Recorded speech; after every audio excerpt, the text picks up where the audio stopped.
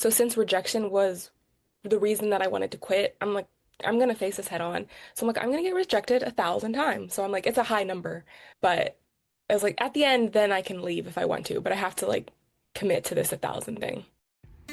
Welcome to Wildly Unplug, sharing stories of nature, conservation, and creativity. Discover what develops when you unplug and step outdoors. Gabby, thank you so much for being here today. Thank you so much for having me.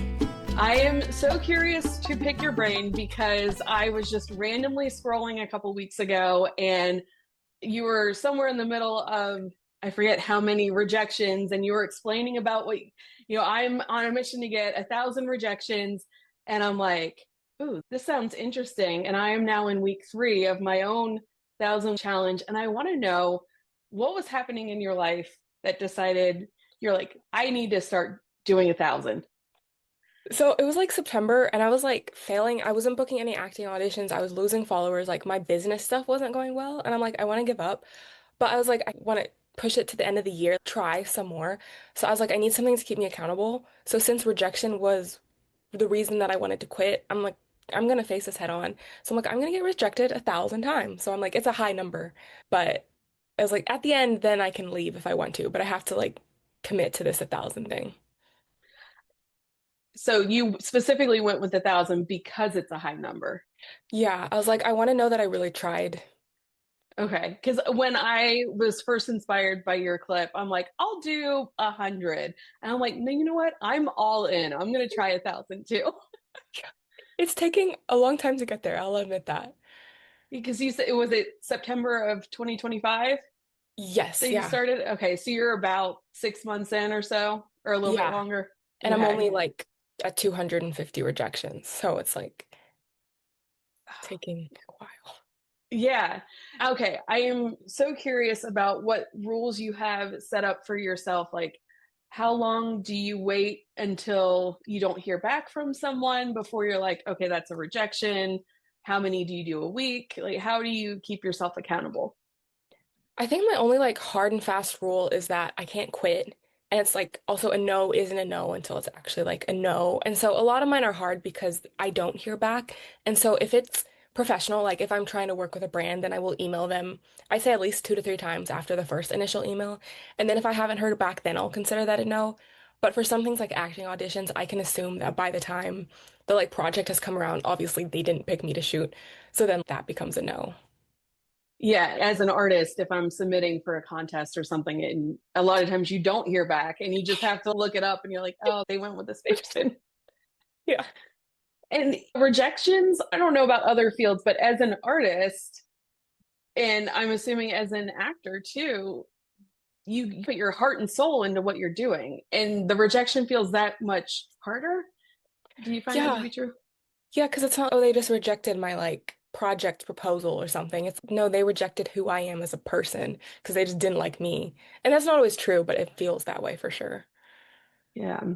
And the very first week I did this, I instantly noticed that I didn't take the rejection quite as hard. And I also noticed that I was standing up for myself a little bit more. Like I set some personal boundaries with a family member that I would normally kind of cower at. And I'm like, you know what? I'm going to count that as a rejection. That's amazing.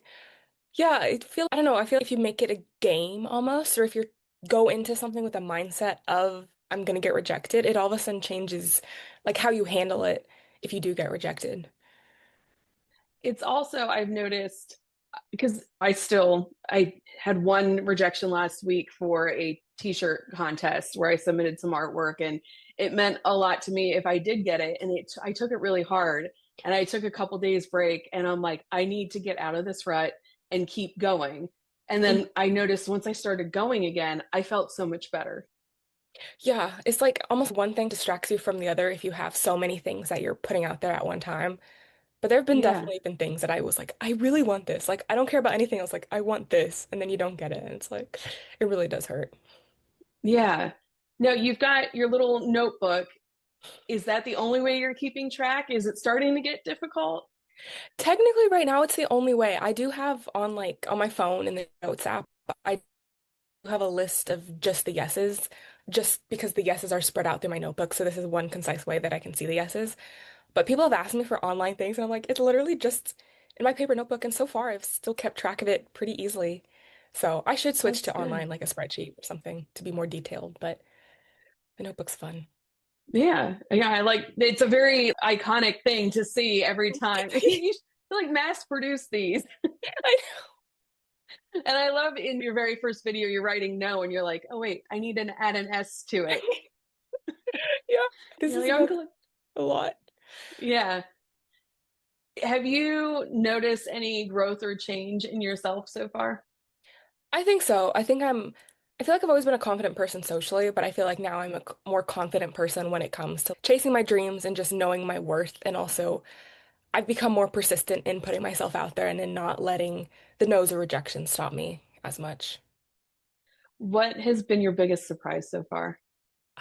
I was trying to be a content creator at the 2026 Winter Olympics, and I only started reaching out like a month before. So everyone was like, "You're too late," which totally made sense. But then one of my followers was like, "Hey, I live in Italy. You can come stay with me." So I went anyways. That's incredible. Yeah, it was like just so surprising. And you're putting yourself out there. And if you had not, like, you were talking about that on social media. Yeah, like I just posted a video of I'm gonna try to get rejected, and I like said that I emailed all these brands and DM'd the Olympic accounts and everything. And she saw that and she's like, If you didn't put that out there for anybody to see, you wouldn't have. "Yeah, no." Was it pretty amazing to go? Oh yeah, it was like a lifetime. I don't know. I'm obsessed with the Olympics, so it's like I want to go to all of them. So it was just so cool, and Italy was just insane. Yeah, I bet. And your first 10 or 20 rejections, was that difficult? Did you find yourself in the old patterns or yeah, like how was that like for you? I think it was hard because I had been rejected before, obviously, but this time I was actually like tracking it and being more aware and obvious of it. And so I was like, wow, I get rejected a lot. Like, I don't know if I can keep doing this all the way to 1,000. But then a few yeses pop in, and you're like, wait a second, there's opportunity out there for me. Hmm. I was watching, it was on YouTube and it was a news clip where you were talking to, I forget which news company it was, but I don't know. I felt as if they were taking it very negatively. They're like, don't you find that really depressing? And I was just like, I don't know. I guess I saw a quote earlier this week, and it's you, if you don't ask, the answer is always going to be no. So I'm trying to like reframe my mindset to there's infinite no's in front of me right now. But if I'm going after some of these no's, they might become a yes. Yeah, it's like the you miss 100% of the shots like you don't take. You might have a 99% chance of not making it, but like the moment you try, you at least give yourself a chance. Whereas if you don't Yeah. try, you're never gonna make it for that thing. Yeah. I think what you're doing is so important too, because with social media, everybody just sees like the final success, or a lot of times people just post all the good things that are happening in their life. You're posting the rejections and you're making it very real. Have you noticed other people are relating to that and appreciating what you're doing? Oh yeah, I've had like hundreds and thousands of comments and DMs of people joining in and people being like, "Oh, I needed to see this. I didn't realize I was scared of rejection." And I posted about it, I think, to be accountable, but also it made it more real to be like, "Hey, like I'm not just keeping my rejections personal, like I'm bearing myself open and being like, look how many times I'm getting rejected." And the internet received it very well. Yeah. That's good. Except for you posted something and you're like, my friend said this, that, and the other, and I'm like, oh my gosh, how dare this person? You should not be friends with them. And you're like, and I'm talking about myself, and I'm like, wow, that hit hard. That I think people can relate to that. We talk the worst to ourselves. I know. Yeah, and I feel like it's gotten a bit better since I started this journey, but I feel like I'm still my own like worst enemy and worst critic.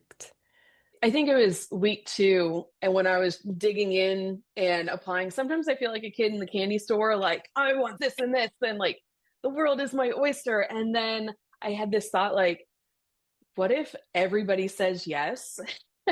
And then I can't do it all. And I'm like, what if I'm afraid of success too? Have you noticed that? Yeah, and I've gotten that question a lot. There's a few questions that I keep getting over, and that's one of them. People are like, what if you get too many yeses and you don't know how to handle them? And I'm like, I guess that's a best case scenario. That's a great problem to have. But there have definitely been a few things where I've been caught up time-wise with certain yeses that I'm definitely falling behind in other aspects of my life. So I've just slowed down with the trying to get rejected part during those moments.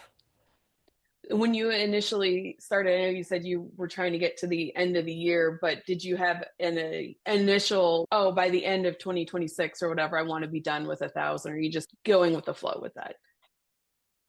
For when I started, my goal was to finish it in 4 months. So by the end of 2025, I was like, I'm either going to keep going with my dreams or I'm going to quit.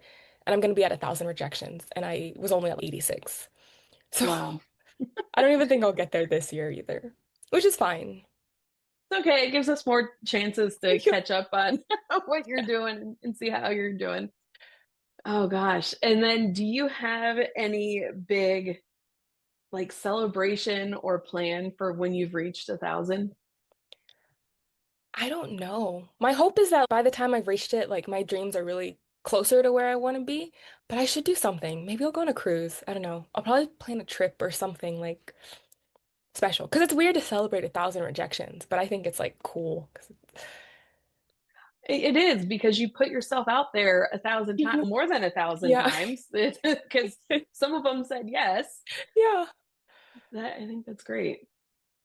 Now, do you tell people when you're applying for things like, because I know when I reached out to you and I emailed you, I'm like, hey, I'm doing 1,000. So if you say no, like it's a win-win either way. But I am glad that you said yes. But do you let people know that you're reaching for 1,000 goal or 1,000 rejections?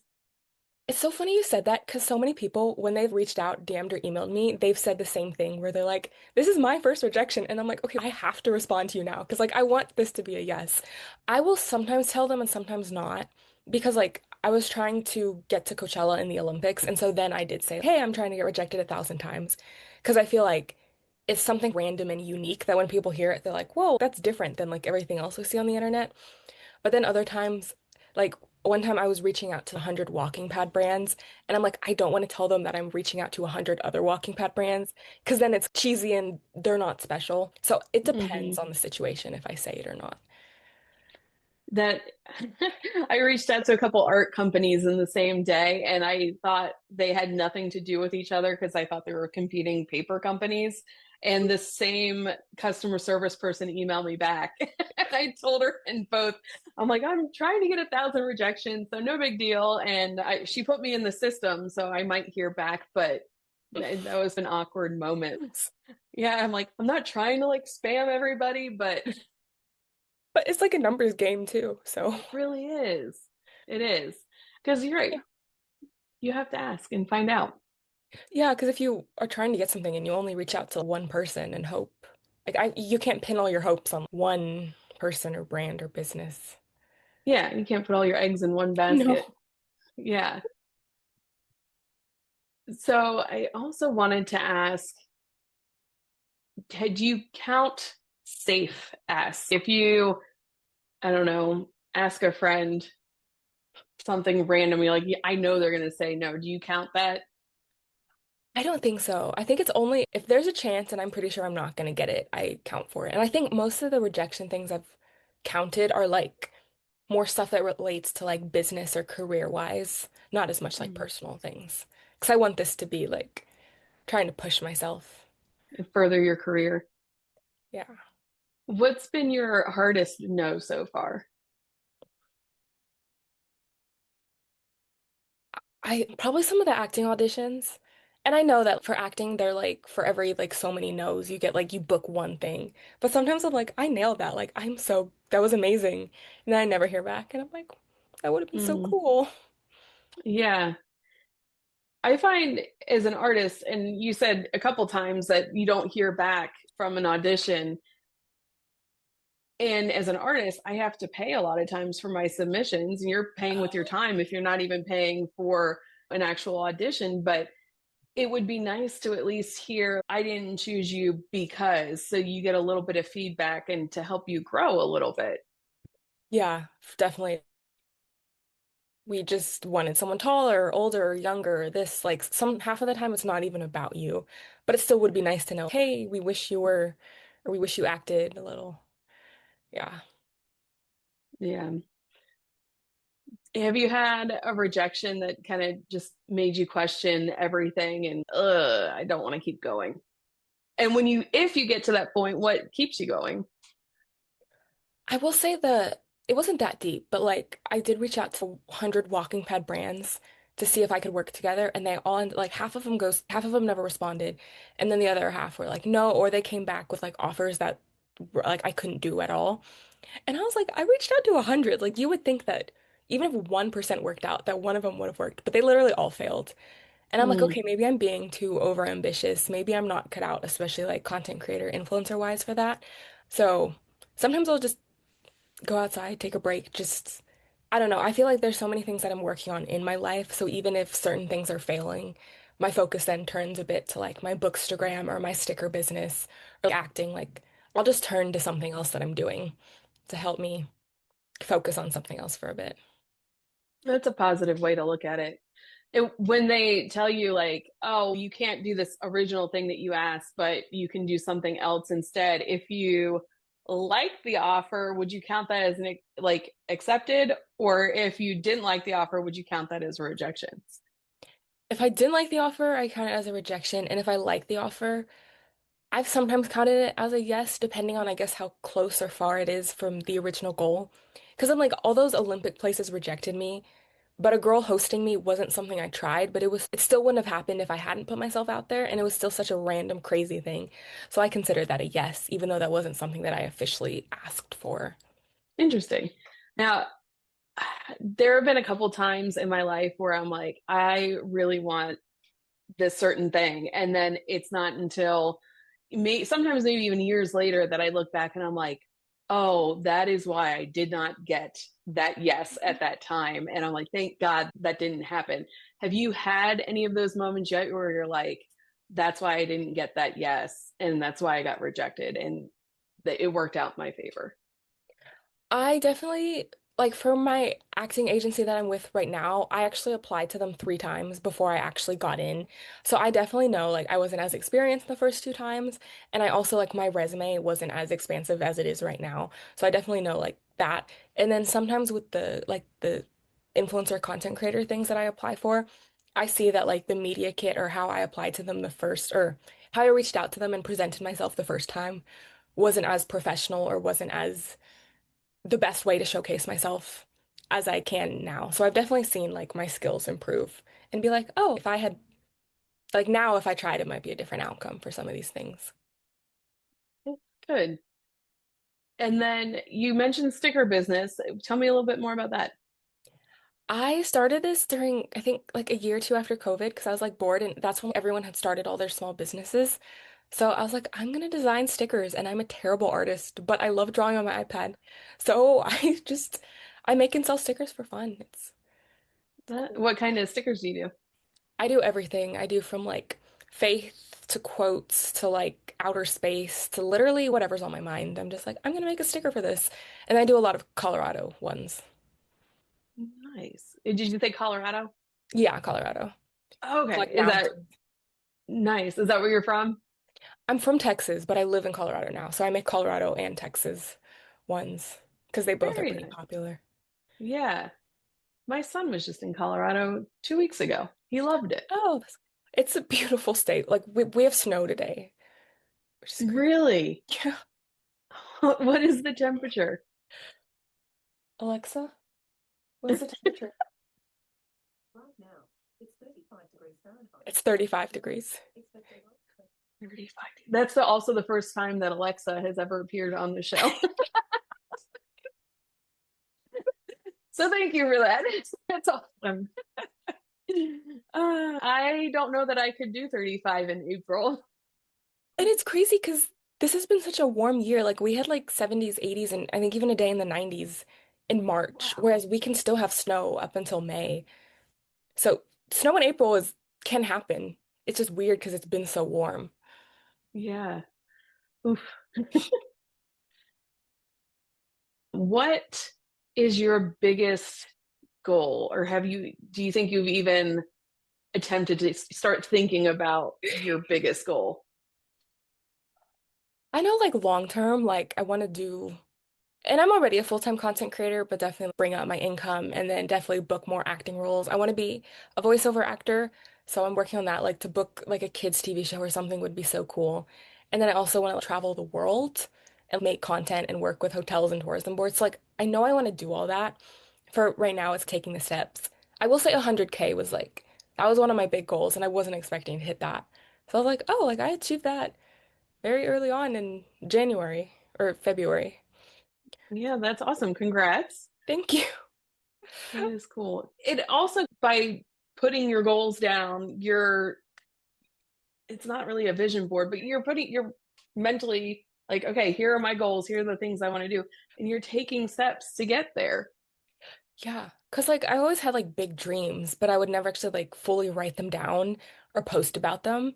But now, especially for 2026, I was like, here are some things I want to get rejected from for 2026. So as the calendar rolls around to those events, I'm like, oh, like I need to try. Whereas before, I never would have thought, I would have been like, I'm never actually going to make it to that thing. So why bother even putting myself out there? I reached out to, oh gosh, it was National Geographic and Outdoor Magazine and Josh Gates. And I'm like, I'm never going to hear from like Josh Gates, but it's fun to even try. And you always hear those random stories of like big brands and companies like finding that one passionate person and being like, oh, we're gonna make their dreams come true, and they do respond, and it's oh, Yeah. like that could be me or us. Now, you've worked with a couple big brands. What's been your, I don't know, like dream come true brand that you've worked with so far? I think DoorDash. I'm working with DoorDash right now, and so like when I saw their email, I was in Italy, and I'm like, this isn't true. This is a spam because like you get big brands or like spam people pretending to be big brands. So I'm like, this isn't real. And then I was reading it. I was like, oh my gosh. And then I also just did one with Book of the Month. And it's I love to read and I have a bookstagram, but like this brand deal was for my Gracefully Gabby account. And so it was just crazy that like people have teased me for reading and now it's like my love for reading is like making me money, which is just crazy. Neat. Yeah. You can't, Yeah, don't listen to people making fun of you. You have to do what makes you passionate. I know. That's awesome. I'm glad that you brought up spam because the week I started the 1,000 rejection challenge for myself, I started my week with a spam and I had submitted some art a couple years back and they're like, congratulations, you've been accepted. And I'm like, I didn't submit this year, but maybe I've heard of people using older stuff if they don't have enough submissions or whatever. And I clicked on the link and it's not working. And I emailed them and I didn't hear back. And I'm like, wait a second, let me actually check because they had the logo, they had the name, they had everything right. And it was like a .org instead of a .com or something like Mhm. that. And it turned out to be spam. So I'm like, am I crazy to start reaching out to 1,000 different people the same week I've been spam? But what do you do to help guard yourself against that kind of stuff? I say I'm very careful, like first with who I give my email to, but also I guess my email's in my bio so anybody can get it, but no clicking any links before I know anything. And like I especially when I get an email that I'm even slightly unsure about, like I'll copy and paste that email into Google and see. Because oftentimes other people who have gotten the same thing will talk about it. Or on TikTok too, you can look it up and people will be like, oh my gosh, like I got this email. And I'm like, okay, I got that email too. It's definitely a spam. But it's very Mm, scary in this day and age. it really is. They're getting better and better at that kind of stuff. Once you reach 1,000 rejections, depending on, I guess, how the next half or a third goes for you, do you think you're going to start over or just keep going? Or I think I'll how do you, probably keep going. Unless I failed so terribly, then I'll go quit and go do something else with my life. But hopefully I'll just, I don't know if I'd push it to 10,000, but maybe I'll just keep counting and not put a number at the end that I'm trying to get to. But I think it's cool to just track them. it is. I am very much a numbers person and I have to keep track. Otherwise, I just get absorbed in the negative. Yeah, for sure. Do you think that you'll write a book about your experience? I might. I don't know. A bunch of people have told me they're like, you should. And I was like, okay. I feel like there's still so much more.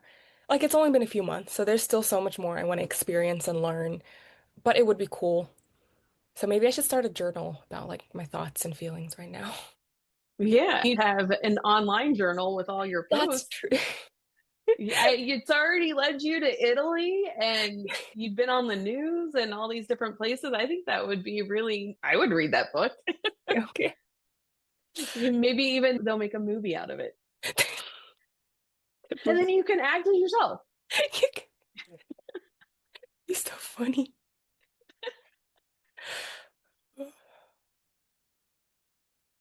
What are some things you asked for that you were like, I can't believe I've asked that, or why did I even think to ask that? Like anything random and crazy? I feel like the Olympics was crazy. Because I was like, yeah, that was a dream of mine. But at the same time, I'm like, who do I think I am? Like, they're pulling like news reporters and like influencers with tens of millions of followers. Who do I think I'm marching up here? Like, hey, let me ask for that. And then I know there have been some other like random ones, but none that I can think of off the top of my head. Oh, I work with I'm like a pageant queen. And so one thing like the court wasn't full. So I wasn't even a pageant queen yet, but I saw that the court wasn't full and that like the one from my age group was open. So I just sent them a DM on Instagram. I'm like, "Hey, are y'all still looking for an inaugural queen?" And I'm like, I just sent them a DM. It wasn't like anything professional or email. And they got back to me and said yes. So that was like so random and oddball. And then we were doing like a service day with that pageant organization. And my goal, I was supposed to bring 100 toothpaste and toothbrushes. So I literally went and asked like all the dentists and orthodontist places in my town if any of them would be willing to donate. And I was able to raise like 700 something like products. But Wow, I was like, what am I doing? that is great. Yeah, it was just so random. Yeah, I love that. Do you have an aerial moment? I call it an aerial moment where I've written an email or like a proposal and I'm like, I can't believe I'm about to do this. And I like hit it. And so I'm like not looking and I'm like, oh my God, it says I can't unsend it now. Yeah, yeah, I think for some of the things, like I have just some crazy outreach ones out there that I know I'm not gonna get. So as I'm doing them, I'm just like, I'm gonna send this. Yeah. Is there been anybody, you said you've heard from a couple people that they're inspired to do this too. Is there anybody like friends or family that were inspired by you? A lot of my mom's friends were inspired. Like before the whole challenge went viral, when I started doing it in September, some of my mom's friends were already reaching out to my mom and being like, "We've started the challenge because of Gabby." And I was like, "Oh." Oh, And then I've had a few friends also feel like inspired by it and do it. And I'm like, "That's just crazy." that is really cool. You've started something, you started a movement.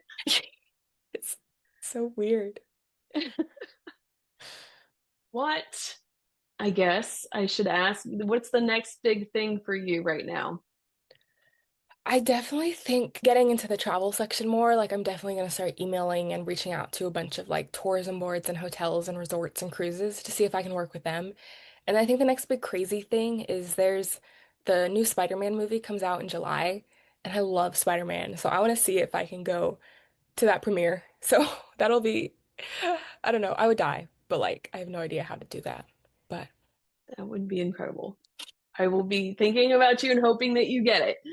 like I have my outfit picked out already. Like I'm ready to go. Yes. That's gonna, I'm very excited for that one. It's gonna be a good movie, I think. Oh yeah. I'm so excited. Now, how can people find you? So on Instagram and TikTok, YouTube, Facebook, and Pinterest, I'm Gracefully Gabby. And then on Snapchat, I'm like Gabriella X Car. And then on TikTok, I'm also Gabby's 1000 Notes. Okay. And I will be sure to tag that in the description so listeners can just hop right over and check you out. And before we go, what is one tip that you have for someone that would like to reconnect with nature? I know we talked a little bit about nature. We got to tie it back around a little bit. I think I'd say find something that works for you. Like, you don't have to be some big person who loves to hike or go swimming or any of that. But even if it's just sitting outside in your backyard, reading a book, or just going on a walk or a hike or just whatever. I don't know. I love nature, but I'm terrified of bugs. So for me, like I love going to lakes and just going on bike rides and swimming. That is good advice. Thank you so much, Gabby.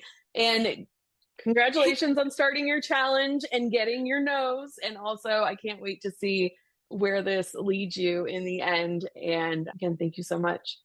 Thank you for having me, and I'm excited to see that too, and I'm excited to see where your journey takes you as well. Thank you. And until next time, unplug, get outside, and see what develops.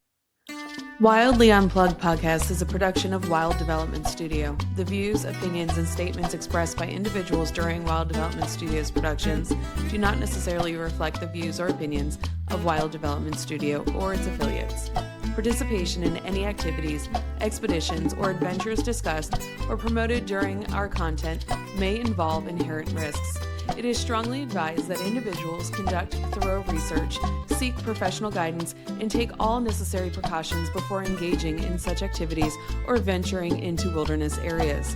Wild Development Studio, its representatives, or employees shall not be held responsible for any injury, loss, damage, accident, or unforeseen incident that may occur as a result of participating in activities inspired by or discussed in our content. By choosing to engage with our content or act upon any information provided, individuals do so at their own risk and discretion.